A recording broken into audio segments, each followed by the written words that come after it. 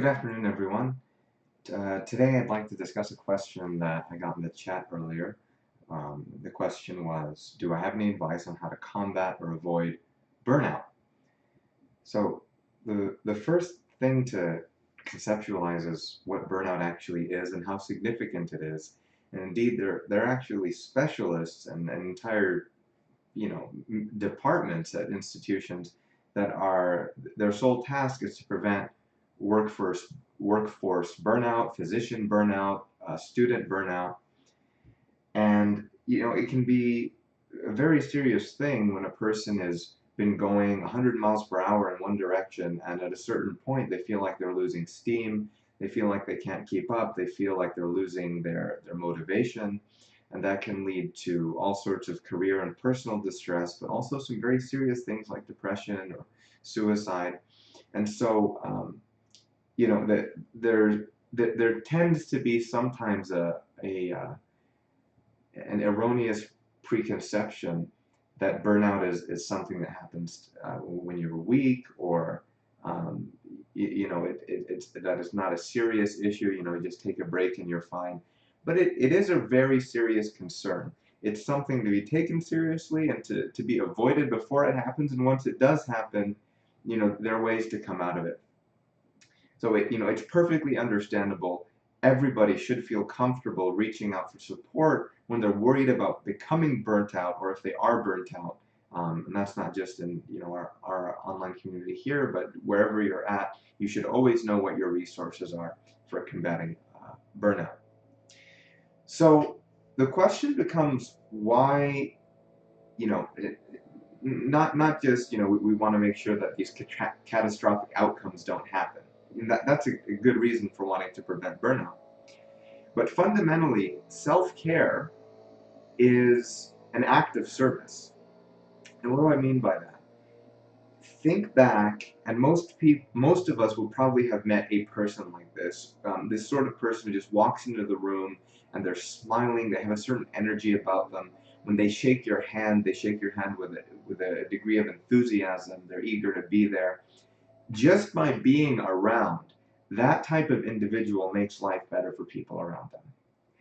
And in order to become that sort of person, you have to be well. When you're tired and hungry and fatigued and you haven't slept in days and you're financially not okay and your social life is not okay, you're not going to be in the mood, you're not going to have that emotional reserve to provide that type of service to the people around you. So fundamentally, taking care of yourself is one of the most selfless things that you can do.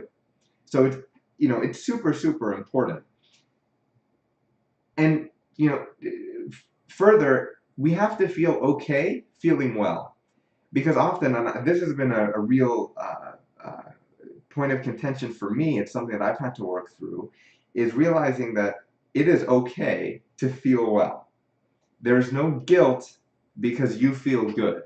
Even if someone next to you doesn't feel good, if your brother, sister, mother, uncle, your coworker is having a bad day, or they're coping with some terrible thing, or you shouldn't feel bad because you feel good. In order to help those people around you, you have to feel good. And there's going to be a time where you don't feel good and you're dealing with something, and you would hope that they're feeling well enough to support you when that happens. So that's a key point. Don't feel guilty for trying to take care of yourself. And we're going to talk about some of the things that you can do to take care of yourself. You shouldn't feel guilty taking time to exercise, to eat, to sleep on a routine schedule, to play your Xbox, whatever it is. All of those things are part of establishing balance. And in the context of our group chat, it's especially relevant because there are questions on secondary essays for medical school, for other professional schools, even for jobs and interviews, that are designed to pry out, do you have habits of self-care? Because if you don't, they know that you're going to be predisposed to burnout. They're going to lose a certain amount of their investment in you because you're not going to be able to perform the way you need to be performing unless you have curated good, healthy habits of self-care. So what are those habits? Let's talk about it.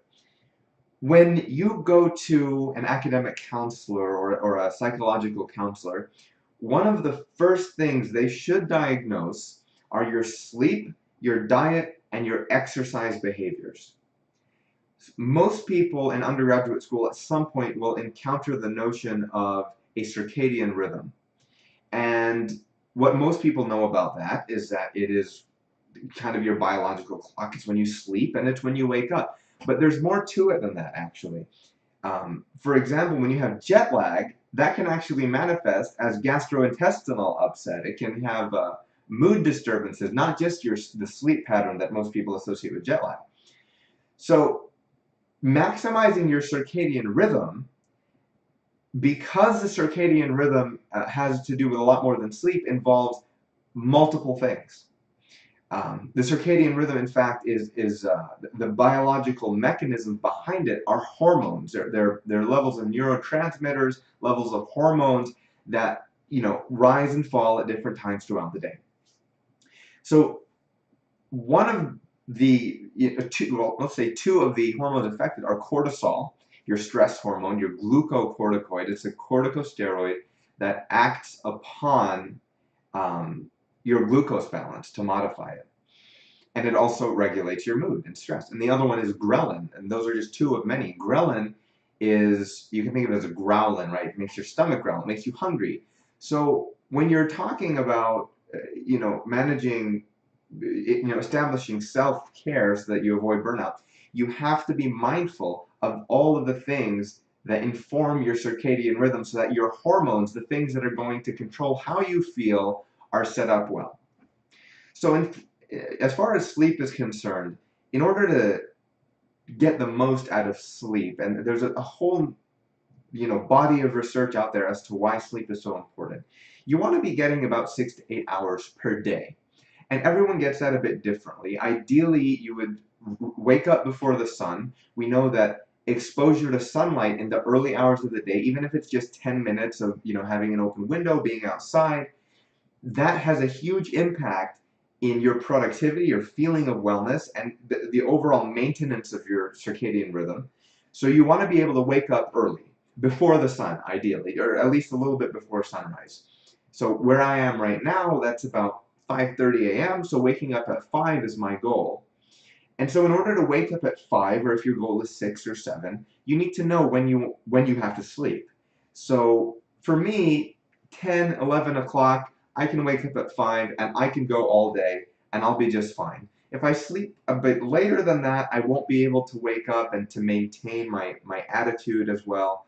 If I sleep earlier than that, again, it's just as unhealthy. There's sort of a bell curve. Here's just right, and here's an extreme, and here's an extreme. You want to be right there in the middle. Maybe bell curve is the wrong term. But at any rate, figuring out how you need to sleep is something you have to experiment with. And you have to be consistent. So you can't run a trial for a day. You have to run a trial for, maybe 2 weeks of, okay, I'm going to sleep at 10, I'm going to wake up at 5, and see what it feels like. And part of that is going to be making sure you have something to do in the morning. Don't just wake up and then lounge around in bed, because that'll tell your body, I don't have anything to do. I can just sleep. So you want to curate positive morning habits and also positive nighttime habits. So when the sun starts to set, most people respond by turning on the lights. Ideally, that wouldn't happen. There'd be 1 or 2 dim lights in the house that you can use to see as you get around. Maybe use the flashlight on your phone. Keep light pollution to a minimum, especially in that hour before you sleep. That's not supposed to be heavy screen time. That should be time for you to dial it back a little bit and get ready for sleep. So the next component is going to be exercise. Obviously, if you haven't exercised yourself, you're not going to feel sleepy. That can contribute to things like insomnia, that can contribute to anxiety, and then of course there's a standard weight gain, that type of thing. And in graduate school, one of my professors said, what was it? I think it was, diet keeps you healthy, exercise keeps you sexy. So, those two things coordinate to, have a serious impact in your physical well-being. So exercising, don't neglect cardio. A lot of people in younger age brackets will tend to do a lot of weightlifting and the things that really sculpt you and make you look a certain way. But don't forget cardio. The more that you do cardio, the better you oxygenate your tissues. one of the things that I discuss with my MCAT tutoring students is increasing your cardiovascular exercise in order to increase oxygen perfusion of the brain for sustained focus on something like the MCAT, or if you're just studying, or if you're working, or if you're trying to increase your ability to work without becoming frustrated for long periods of time. So cardiovascular exercise is very important. And then finally, diet. So, diet is this thing that, again, you have to figure out for yourself what works for you. And sometimes that starts with eliminating a lot of the stuff you eat and just adding them in one at a time. So maybe just start with, vegetables, potatoes, lean meats like fish, things that we know are healthy for you, and then add one thing at a time. Okay, if I have a cheeseburger at lunch, how does that make me feel? If it makes me feel slow, do I want to feel that way? And this all has to do with eliminating as much frustration and physiological allostatic load is the term. We want to eliminate as much allostatic load as we can. That's going to be a huge protective factor against burnout. And there have been entire courses taught on the topic of physical wellness, so I'm not going to go way too far in depth there right now. But that's going to be one of the key things to set up when we're trying to eliminate burnout. So there is the physical dimension. The next dimension, which is a little bit more esoteric, but again important, is social health. Social health. So on the surface level, this is exactly what it sounds like. It's important not necessarily to have a lot of friends, not necessarily to go out every Friday night, but to have social interactions that make you feel good. So whether you are a physician and the majority of your time is with your patients, or you're a teacher and the majority of your time with your students, you want to have a balance between personal and professional. Maybe go home to family, spend time with friends. It's important to take the time to do that, because much of our self-image and our sense of, yes, I'm doing the right things, I am the right way, has to do with how the people that we care about feel about us. And there's different arguments as to how much we should let the opinions of others influence how we feel, but they do influence how we feel to a certain degree. So cultivate healthy relationships and invest time into them. One of the key things that I've found really damages people's health is when you have relationships that you think are healthy, but if you sit and think about them, like really critically analyze those relationships, they're a real toll on your health. So a lot of the time that's in the form of your friend who's, you think they perform way better than you, and when you ask them about it, they make it seem easy and you don't feel like you can do it, and it makes you feel bad. You might not want to spend too much time with the sort of person who makes you feel small, or the type of person who makes you feel anxious, or that one relative who makes you feel like everything you're doing is wrong. Um, those things are important. It seems innocuous, you kind of brush it off, but it's critical that you control the type of relationships you want to be in. And that might be in the form of being open and telling those people, hey, this behavior you exhibit makes me feel a certain way, and I don't like that. Is there a way that we can, improve that aspect of our relationship? But sometimes it requires you to be very disciplined and say, I'm not going to spend time with these individuals anymore because they potentiate my bad habits, or they make me feel bad, or they whatever it is, they're negative. They don't believe in what in what I'm trying to do. It is okay to stop being friends with someone because they make you feel terrible. You should not feel guilty because you're worried about hurting their feelings. You have to take care of yourself.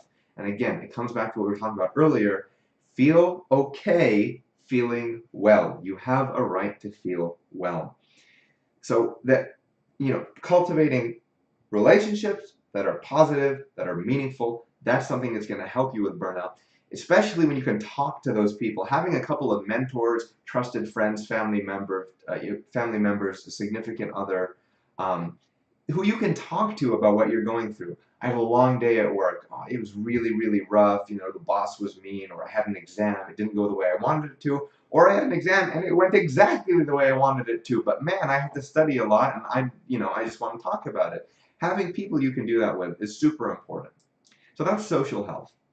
And then the last separate dimension is spiritual health. And in medicine, we define spirituality as a sense of connectedness to a greater purpose. So in the book that I recommend to a lot of students, and most of you guys will have heard me recommend this at some point, it's called Being Mortal by Atul Gawande. And I don't know if I'm saying his last name right, forgive me. But they had this case, or it's, it was not an individual case, but essentially they had patients in nursing homes, people who were receiving assisted living towards, the age of frailty. And they had higher than ideal rates of depression, purposelessness, even medical problems, infection, disease. So one of the things that they did was they gave them plants to take care of. So here's a plant, here is something that will die if you don't take care of it. And what they found was that when people feel a sense of purpose, like their existence has a meaningful impact in the life of something else or someone else or some mission, they feel better. Human beings are very purposeful, and you've heard of it where a spouse will die when their spouse dies sometimes. They're doing well and then their health deteriorates because we have these ties that are so integral to who we are and what we do and our sense of needing to be alive. So one of the things we have to do is cultivate a sense of, why are we here? Do we know why we're here? And for a lot of people, it's religion. It's knowing, that there is a God and there's a certain way in which you're supposed to interact with that God, and there's certain religious rites that you're supposed to perform. But for others who are non-religious, who are agnostic or atheistic, it comes in the form of a plant or a pet, a dog, a cat, a volunteering initiative, a company, whatever it is that you do, something that when you get up in the morning, you know that you need to take care of that thing. It needs you to take care of it. Having a sense of purpose is super, super important because it's so easy to burn out when you're doing, especially academics. You have exam, exam, exam, exam, and then you have a standardized exam and an application, and all of these things. You're being judged constantly, and people around you are neurotic. It's a high-stress environment. If you don't have a sense of meaning, if there's no one who counts on you for what you do, if you don't feel like you have a positive impact in the lives of others, depression and burnout can come on super, super easily. And this is, it's something that is a key element when I take someone on as a mentorship student or as a tutoring student.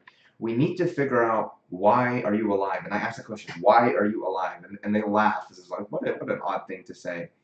But truly, truly, truly, it's so much easier to excel and to feel like it's okay that I put in a super hard day and that things are rough. It's worth it because there's this thing that I'm working towards, having that vision, that goal, that purpose. Super important. That'll stave off burnout.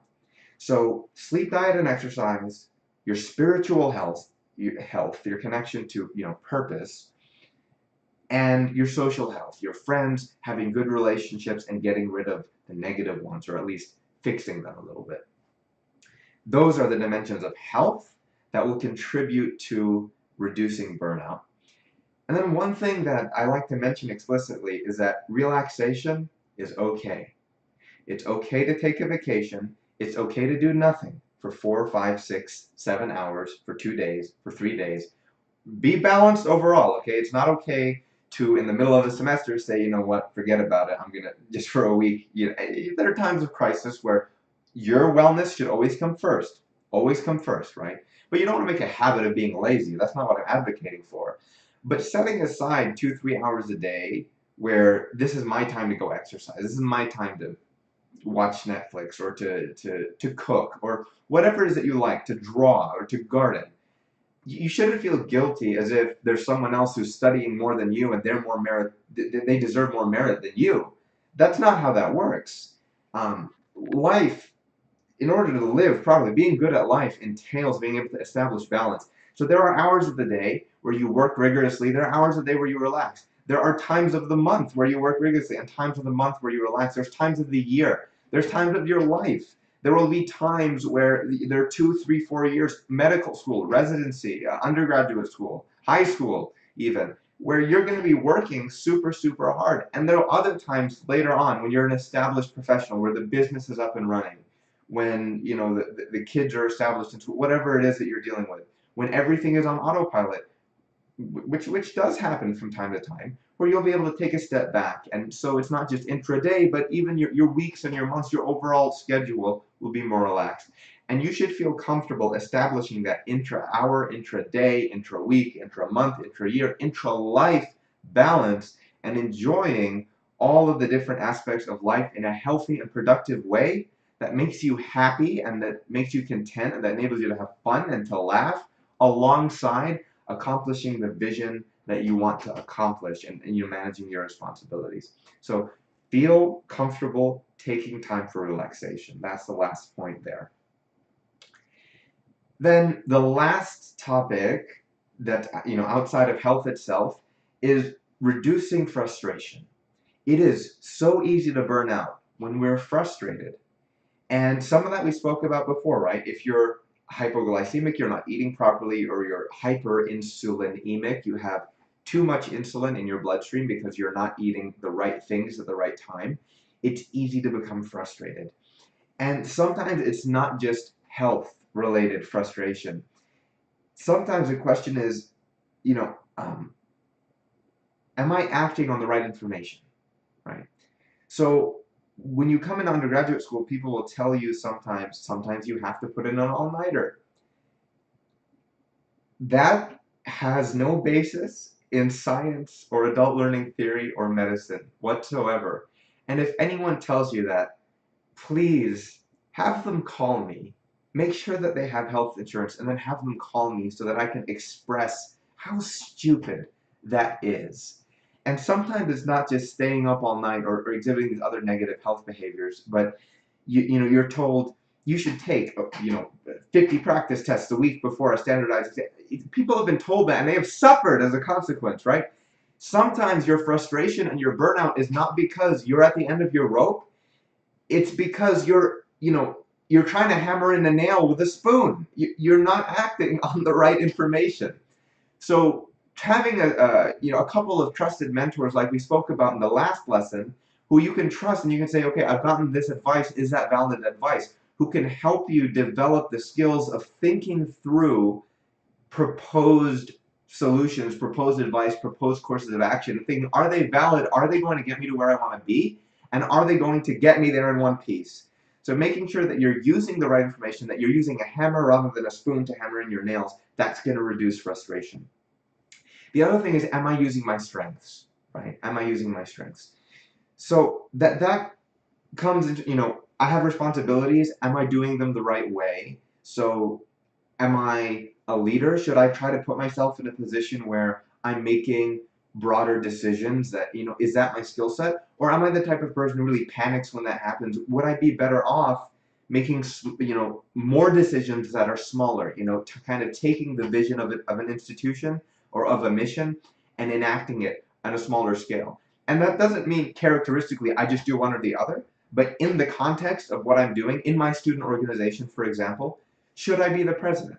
Am I the right person to lead these people in this particular thing? Making sure that you're using your strengths, that you're in the right role for the thing that you're doing.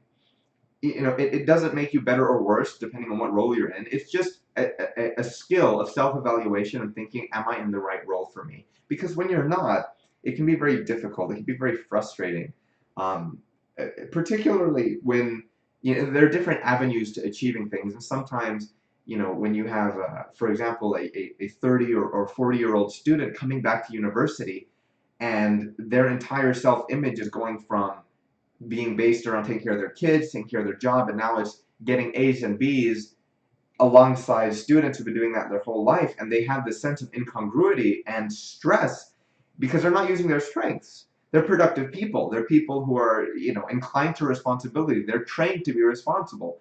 And to be put in a situation like undergraduate school where you don't actually produce much of anything, it can be very frustrating.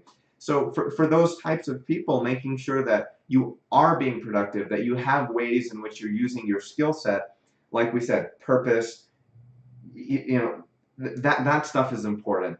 So am I using my strengths? If you're not, how can you better use your strengths to achieve what you're trying to achieve? And then finally, am I doing what I'm doing for the right reasons?